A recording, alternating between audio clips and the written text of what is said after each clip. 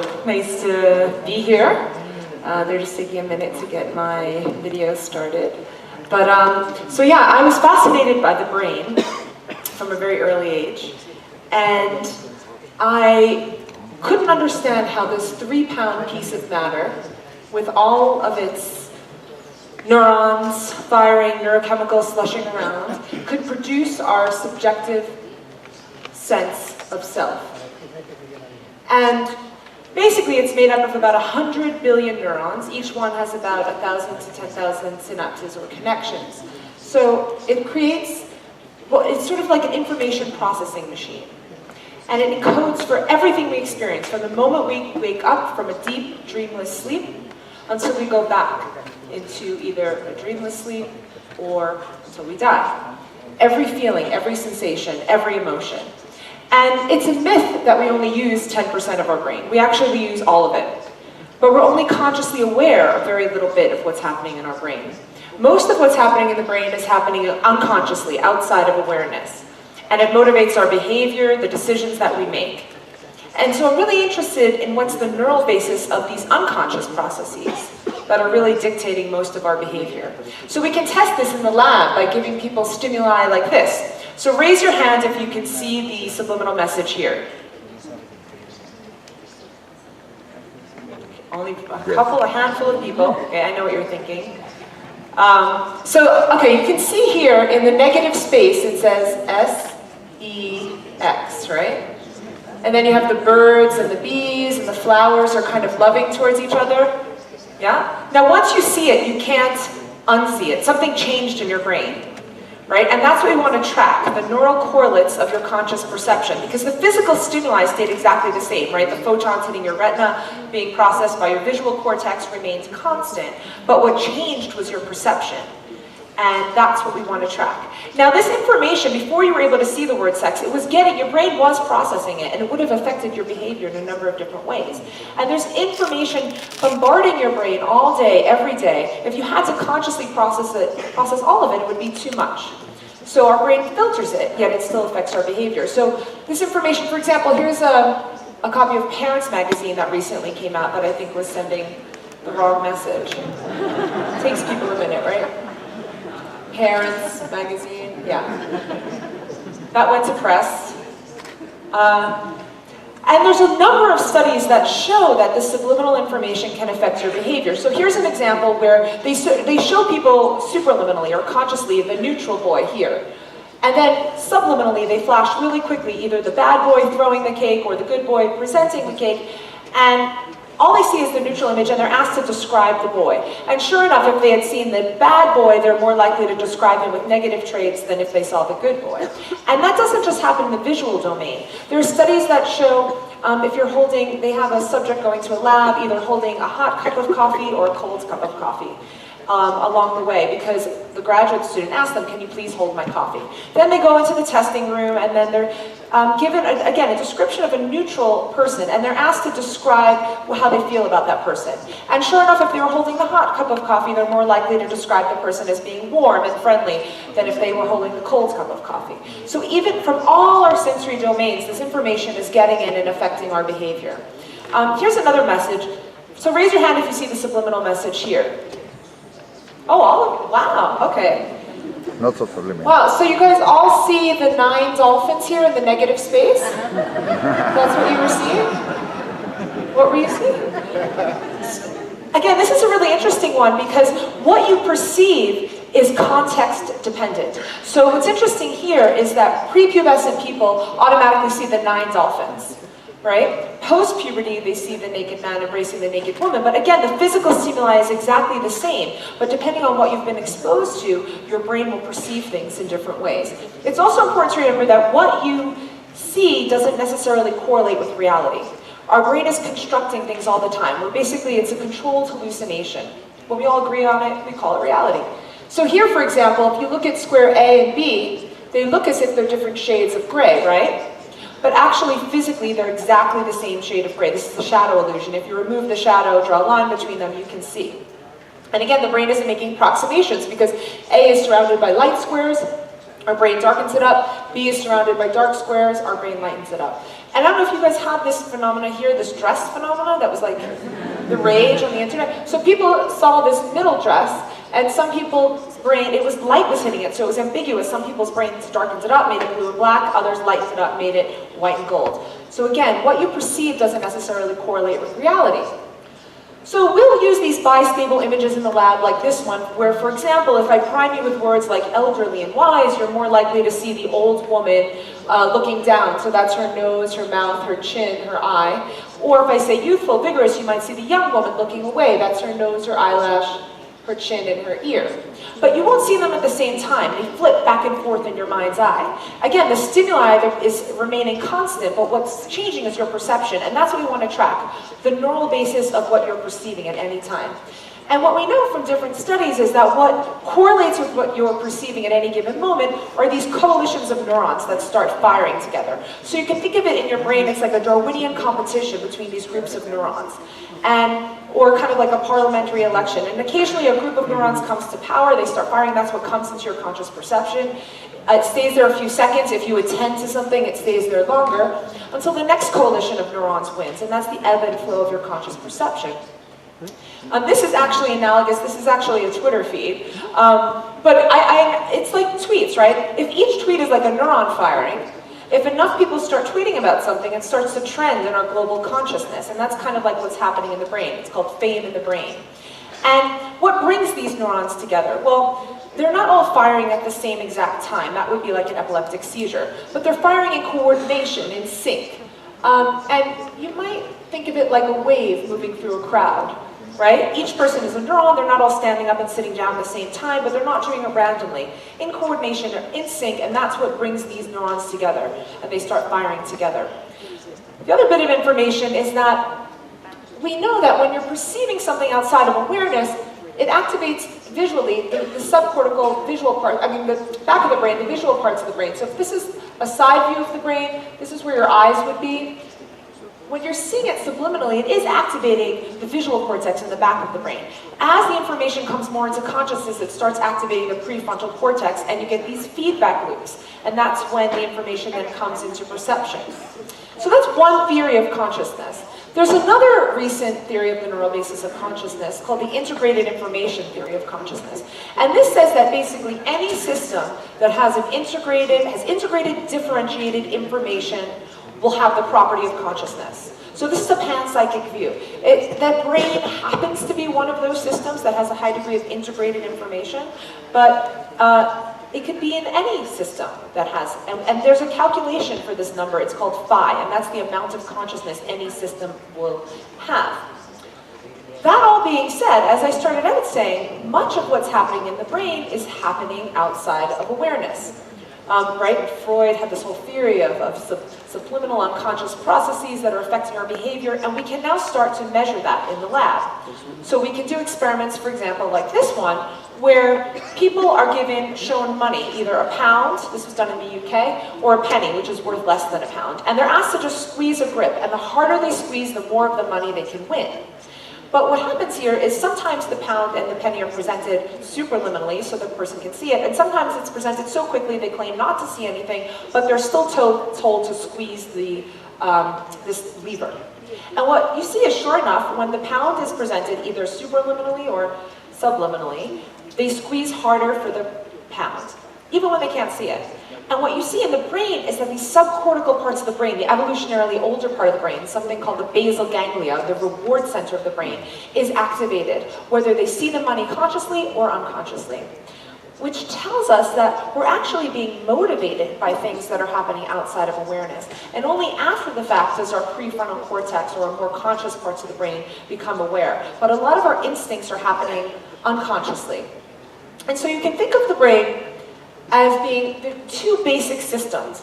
You have these areas here in red, the amygdala, the striatum, these subcortical, evolutionarily older parts of the brain, like our reptilian brain.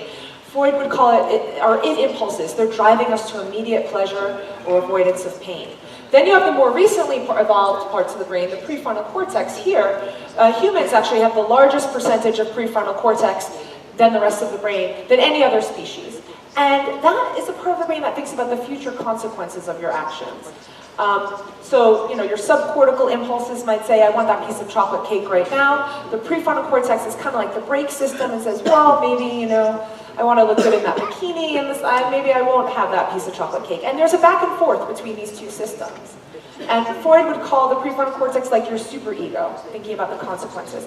However, you get a variety of different disorders when either there's a dysfunction of the system. So either there's damage to the prefrontal cortex, so the brake system isn't working, or there's underactivation of the brake system, or you have too much overdrive from these subcortical areas, like the accelerator overrides the brake. Or if there's a disconnection between these two systems. Any one of these problems can cause people to act out impulsively. And you can see this in a variety of studies. People even just simply imagine acting aggressively versus imagining a neutral scene. You get deactivation of the prefrontal cortex, lowering of the brake system. And you have the classic case of Phineas Gage, where he had this metal tamping iron go through his prefrontal cortex, and his complete personality changed. He became more impulsive and aggressive. A more modern case of a Phineas Gage is a case of this man where he started developing pedophilia-like symptoms in his 40s, which was very rare. And they were actually going to put him in jail, and all of a sudden he had these severe headaches, and they did an MRI, he had a big tumor in his prefrontal cortex. So they removed the tumor, and sure enough, the symptoms went away. However, about a year later, the symptoms came back, and sure enough, the tumor had grown back. So what's interesting about this case is we're going now from simple correlation, when we're looking at what's lighting up when we're doing neuroimaging in the brain, to causation, actually seeing a causal effect. And it brings in a lot of questions about how much responsibility do we have for our behaviors, right? What about free will? Do we have control over our actions? If, let's say, the person has less activation of their prefrontal cortex. Well, according to neuroscience, and this is very broadly speaking, free will is an illusion. The idea that if everything was exactly the same in your environment and everything was exactly the same in your brain, you could have done something otherwise. That would mean there'd have to be something more, like a ghost in the machine. And there's classic studies like Benjamin Libet where he would say, measure brain activation and say, just press a button whenever you feel like pressing it, just whenever you get the desire. And then let me know where on that clock that little ball is the moment you get the intention to press the button, even before you do it, because it takes time to actually press it. And people would do that. And what he found is there was actually a buildup of brain activation about 350 milliseconds before the person actually had the intention, awareness of their intention to move. The brain was already making the decision. And only a little bit after the fact do you become aware of that feeling of volition, like it's me, I, who wants to make this decision. And then they started saying, well, what about free won't? Maybe people have the power to control this at the unconscious level. But they did more studies and found that even inhibiting a behavior has unconscious brain activation coming before it. So basically, I like to say that the unconscious brain has free will, right? Just not us consciously. Right? And where does that leave us? This means that, well, in terms of personal responsibility, we might have free will, not have free will, but we do have responsibility for our actions because we have the ability, we have the capability to control our behavior. We've evolved that capability. So even though we don't have free will in the classic sort of Cartesian sense, we do have the capacity to have self-control, and we hold people responsible for their actions to the extent that they have the capacity to have self-control. So a child is held less responsible for their actions than a teenager and then an adult because the prefrontal cortex isn't fully developed until about the age of 25. So our brain system isn't fully developed, so children don't have the full capacity to control their impulses.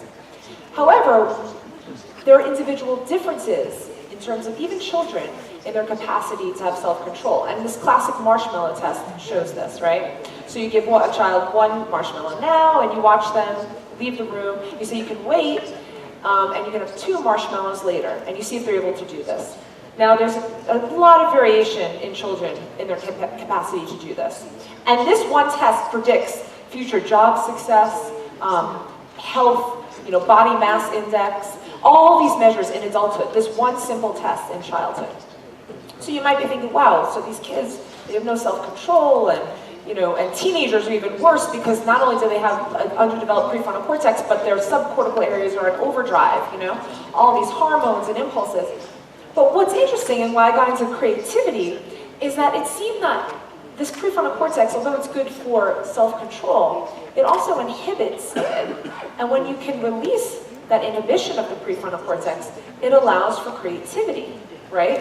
It allows for anything goes. You can make novel associations between ideas. And I think also a lot of what we call genius is really creativity. It's putting together diverse ideas and information in ways that nobody else has thought of before, right? I mean, Darwin, all the data was there for all the other scientists, but he's the one who put it together in a way that nobody else had done before to come up with his theory of evolution.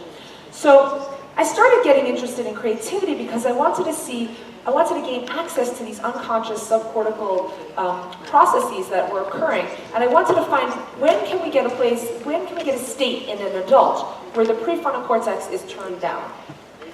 So I started looking at improvisation and creativity, and in particular, freestyle rap. Right? This is a really interesting state where a person has to come up with these rhymes in the moment. It needs to make sense. It needs to stay on beat. They don't have enough time to think. They don't have enough time to turn on the prefrontal cortex, which is our filter system. So I'm going to tell you a little bit about a study with some freestyle rappers, but before I do that, I want to give you a little sample. So I'm going to show you a little clip of someone doing freestyle rap, and then they're also doing a memorized rap, because in my study, what we did was we looked at rappers doing freestyle rap and compared it to what's happening in their brain when they're doing a memorized piece, and looked at the difference in brain activation between these two states. So I'm going to play this video now. Hopefully the sound will work here. Revision. See, the genes are like a text with 100,000 pages, and revisions occur in the random changes that come from mutations. And when they see the light, that's the performance, that's the phenotype. And natural selection, well, that's the feedback side. That's about who survives and whose genes catch rise in the next generation. Yes, what I'm saying is that a rap performance like this is the best illustration for the way that descent with modification works. Because the performance is necessary to change the words, to decide which have an impact and which to send back to the drawing board. In fact, I just did that when you failed to react. Because any line can change, and mutations occur when I improvise on stage. Because up until this moment, everything I said was off the page. But now it's time for me to switch it up and do a little freestyle section. I'm going to try to make it specific so that I can beat your cheater detection. Yes, I might be a bit of a tough act to follow at the Hammersmith Apollo. That's why the interval's next. But I'm a massive apostle of science. Yeah, that's the way that it goes with these craziest flows. This is me just improvising, trying to say what I know. And when I make a mistake, that just is me rocking the rhythm and trying to introduce a little bit of mutation into the system. I might just come with these freestyle ciphering flows. Simon Singh found some nice stuff in my rhymes with the Bible code. He's been analyzing them, I've been jumping them out and surprising them. But you know, I'm kind of the best at this. I'm not a geneticist, but I kind of understand the things that they've been expressing. Like every human being on this planet is relatives, which means every relationship is relatively incestuous, which this couple demonstrates. Nice one, excellent.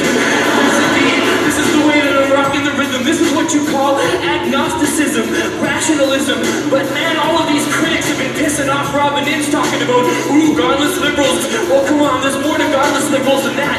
We got quantum physics and we got ideas about evolutionary altruism.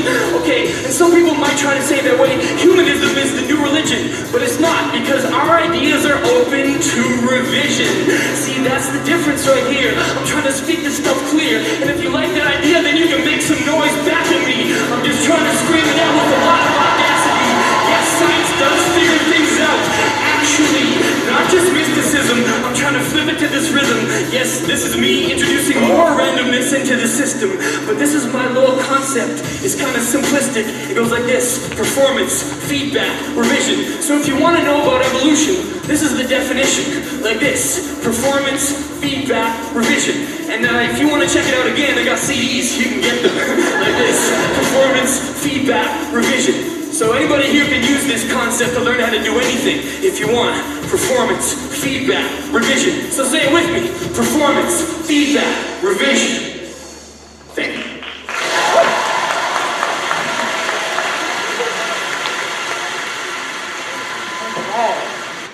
So I hope the translator was able to catch all that. Maybe half of you got that, half of you didn't. But I just wanted to demonstrate it's really in the moment. You have to rhyme, it has to make sense. You don't have enough time to kind of bring on that sort of conscious part of your brain and really think about it. It's almost like what Freud would call free association. So that rapper was Baba Brinkman, and full disclosure, he's also my husband. So I got access to his brain really easily, and I put him in my fMRI machine, which looks at blood flow to the brain in real time.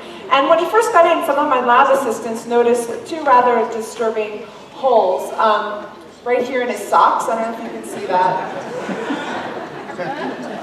I don't know what that was about. I thought he was trying to press me. We were just dating at the time. But anyway, so he went in there and he did rap in the scanner. He did freestyle and memorized rap, although he had to stay very still because you can't move your brain in the scanner. These are some pictures of his brain. As you can see here, this part was actually missing there, and that's the part of the brain that has to do with listening, which is completely, yeah. If you're married, you'll get that joke. Okay. He had a very nice, large, healthy prefrontal cortex, which I like. So this was based on some preliminary data of rappers, a group of rappers who did this in the scanner. What they found is that when they were doing freestyle compared to memorize, there's a unique pattern of brain activation. You get actually decreased activation here in these areas in blue, in the dorsolateral prefrontal cortex, this part of the brain here. And that's a part of the brain that has to do with filtering your behavior to make sure it conforms with social norms. It also has to do with your sense of self, self-awareness, sort of your inner critic. So, when you're in those freestyle states, you have to turn that part of your brain down. And that's why a lot of artists say they lose their sense of self. It feels like it's coming from someplace else. They lose their sense of agency. And the filter is turned down, so again, anything goes. Novel associations between ideas. And you get this kind of flow state. And what's also interesting is they did a similar study at jazz improvisers, where they were doing a jazz piece improvised on a piano versus memorized, and found the same exact pattern of activation. You get decreased activation in dorsolateral prefrontal cortex. You also get increased activation here, and you find it here as well in the medial prefrontal cortex. And that has to do with the internal generation of ideas. So internal generation of ideas is turned up, the filter system and the sense of self is turned down, and you enter this free-flowing state. It's associated with very positive emotions. The moment you become too self-aware, right, you're too self-conscious, you break the flow state. And it messes up your performance, right? And you find that with anything. At first, let's say even in sports, with playing tennis, you have to consciously pay attention and learning how to hit the ball exactly. You're using your prefrontal cortex. But once it becomes, you become better at it, it becomes implicit. It becomes automatic. You start activating these unconscious processes. And then, at that point, if you think too hard about it, how exactly should I hit the ball? It will mess up your performance, your flow state. So, I want to sort of find how we can access these creative states, how we can access these brain states to help people achieve greater flow and creativity. But what's also interesting is not just during creativity that you find this pattern of brain activation where you lose your sense of time and self and place, you become fully absorbed in what you're doing. You also see it during certain types of meditation, during daydreaming, during certain types of hypnosis, and during REM sleep. So when you're dreaming, your prefrontal cortex is turned down, the subcortical areas are turned up, and so a lot of the dreams don't make sense, right? They don't have to be rational. And these are similar patterns of brain activation as we see during creativity. You lose your sense of focus. Again, it's associated with very positive emotions. People strive to get to these states. And my question is, can we find a neural signature of improvisation and creativity across different art forms? So let's say when somebody is painting, or doing theater improv, or comedy improv, or dance improv, will the brain look the same across these different art forms? And if so, how can we help people achieve those states more easily and stay there longer? And perhaps it can be therapeutic. So the final thing I want to kind of talk about is just bringing us forward into the future, is that as our understanding of the brain increases, it will allow us to influence it in more direct ways. So I'm going to give you a little taste about what's currently achievable with brain-computer interfaces and ways that we're kind of learning to change ourselves and who we are with a push of a button. And that perhaps by integrating technology into our brain, which is starting to happen already, we might be able to increase our capacity for our intelligence, our creativity, and change who we are as people. So right now, these neuroprosthetics we're using actually to treat illness, right? We're treating psychiatric illness with something called deep brain stimulation. We implant these electrodes into these subcortical parts of the brain that I've been talking about. It's connected to a wire that's implanted under the skin and a battery pack that's implanted here in the chest wall.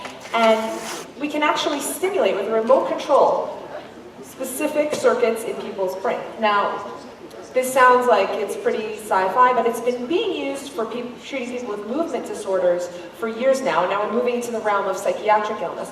This is what the electrode looks like. It's about 1.3 millimeters. It has 4 different contact points, so we can play around with the different contact points and see which works better in different people. This is what it looks like when it's implanted.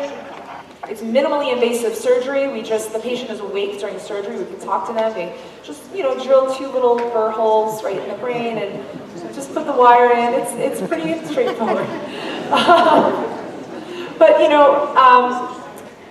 this deep brain stimulation is used when nothing else has worked. So these are people who are very severe, let's say with depression or obsessive-compulsive disorder, where they've tried every medication, every therapy. They've tried electric shock therapy. An electric shock therapy is kind of like if your computer is not working, you kind of just turn it off and on again, and it reboots and something happens and it works. You don't know exactly what. But with deep brain stimulation, it's like very specific. It's almost like if you shut down a specific app in your computer or your phone and turn it back on again. And this, I'm going to show you an example of a patient with implants for treatment for Parkinson's disease, because as I said, it started with being used for people with movement disorders. So you're going to see him shaking with Parkinson's, and then you'll see what happens as soon as they turn on the stimulators. So we're going to play that now. Okay, so we're here for the initial programming session. You got both sides of the brain put in, bilateral stimulators, and we're here for the initial programming session. This is what it looks like without the medicine and the stimulator. And now we're just going to turn it on.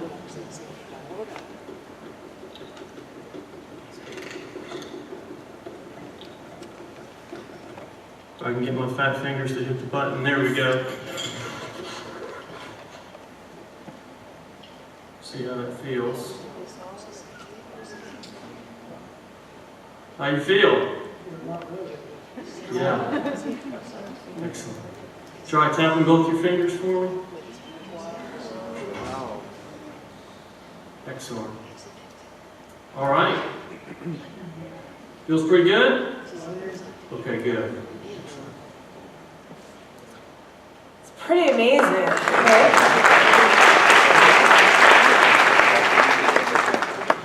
So this technology is now being developed, and we implant it in different parts of the brain depending on which disease it's aimed to treat. So it's now in use for obsessive-compulsive disorder, Parkinson's, a variety of movement disorders. It's in development for things like depression, epilepsy, and so forth. And so it's really exciting technology. We've done some clinical trials with obsessive-compulsive disorder. This is what it looks like implanted. And it's important to remember that for these severe cases, we actually used to go in and lesion parts of the brain. That means kind of damage them, and then it's irreversible. And if it doesn't work, now you have brain damage. But the thing about deep brain stimulation is that it's reversible, it's adjustable, it doesn't damage the brain. So it's a really good alternative to treat these what we call intractable or untreatable psychiatric illnesses. And what I'm going to show you is another little clip of a patient in the operating room, right when she has. So we test out the stimulators in the operating room just to make sure they're implanted in the right way. So you'll have people who have had depression for years, and then all of a sudden you turn on these electrodes, and this is what happens.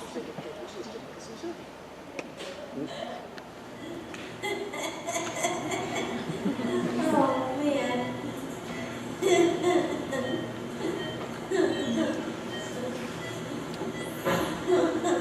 Describe what you're feeling right now. I feel that way.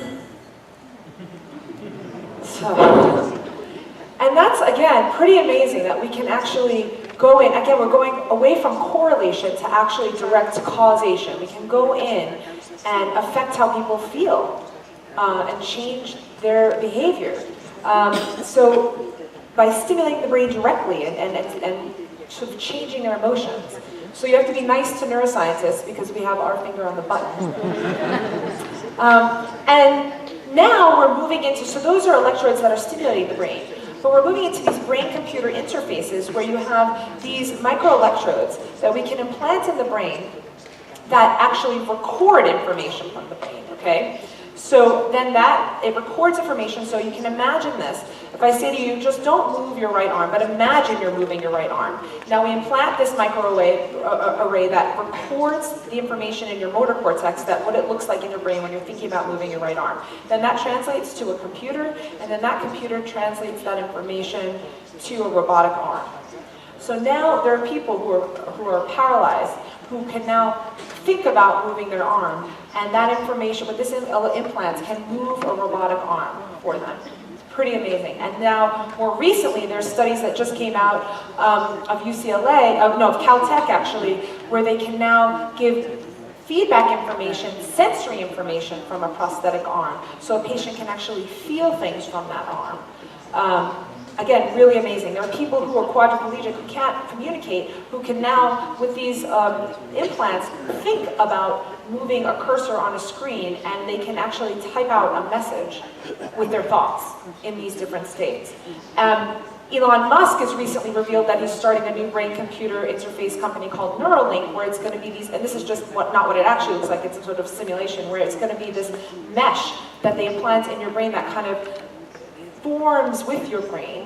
And again, we're going to start syncing up this technology with our brains so that it's going to be not only used to treat illness, but ultimately it's going to be used for cognitive enhancement, right? So these implants are kind of the Model T forward of what's to come. And as our understanding of how the brain works increases, so will our ability not only to treat disorders, but also to design cognitive enhancements, or these brain-computer interfaces that can potentially improve our processing speed of our brain, our memory capacity, our attention span, our intelligence, and our creativity. But of course, there's ethical considerations, right? So again, who can afford to have these implants, right? Will it be like performance-enhancing drugs, where certain people have an advantage so then nobody can get them? And what if people could hack into your neural implants? So these are some questions that academics are asking now, but are likely going to be a reality for, let's say, my children. And also it's going to bring into question identity, right? What does it mean to be human? And there's this thought experiment where if you take one neuron and replace it with a silicon chip, would you still be you? Would you still feel pain? Yes, probably. What about another neuron and another and another? And at what point, as we sort of become cyborgs, are we ourselves, and what does it really mean to be human? And as you think about also AI technology that's increasing, is that going to replace us? Or are we going to merge? And these are all questions that we really do need to start asking, because the technology is developing. It's going to keep developing because it's helping people with disorders, but ultimately it's going to move into these realms. And fundamentally, what we really need, I think, is an overarching theory of consciousness. Because we're going to have to really start thinking about, as we create AI systems, do they have consciousness, right? Can they feel pain? Because that really matters to me. Because, for example, your refrigerator, you can kick it now and nobody cares. But if it could feel pain, it would matter if you kick it, right? So we need an overarching theory of consciousness to know, for example, does a bee have it? Does a fetus have it? Do these AI systems have it? Does the internet have it? Because these will, again, be important questions in terms of how we treat these systems. And again, as we start to merge with the technology as well, and what does it mean to be human? So, the more I learn about the brain, and this has been a lifelong project for me, and it will continue to be, because I think it's one of the most fascinating pieces, if not the most fascinating piece of matter in the universe, right? Carl Sagan said it's the way for the universe to kind of know itself, for matter to know itself. It organized itself in such a way, and in the talk before, we see the vastness of the universe and how much is out there, and our Earth is that little speck of dust, and our brains are minuscule, yet the matter is organized in such a way that it can comprehend its place in the universe. And to me, that's really extraordinary. And I don't know, some say we don't even have the capacity, our brains are limited to know themselves, right? We might never really fully understand how it works. But what can we do with the knowledge that we have so far? Well, I think that one thing that's really important as I work with patients as well is to try to bring these unconscious processes that are happening in our brain to the surface, to try to better understand our own motivations, our desires, our drives, and our fears, so that we can perhaps live more in line with our future goals. And that's a lot of what therapy, psychotherapy does, is try to bring these unconscious processes to the surface, to understand ourselves better, and achieve things that we want to achieve and be happy. And ultimately, you know, they say know thyself, but I think that this ultimately leads to what we might call wisdom, which is having experience, which takes time, emotions, knowledge of facts, and good judgment or common sense. And you know, I often get asked again about these AI systems and artificial intelligence. Well, they are certainly more intelligent than us in many ways, but the question is, do they have emotions, right? Do they feel things? Do they have common sense or good judgment? And maybe that's where, you know, humans, that might be our last little bastion, or maybe creativity. But who knows, maybe these AI systems will take that over too, and we will evolve away. Hopefully not. But so the question still remains, how does subjective experience arise out of matter? And hopefully, maybe in my lifetime or my children's lifetime, we may be able to come to this answer, which people have been asking since, you know, Descartes, many hundreds of years ago. And I will just leave it at that.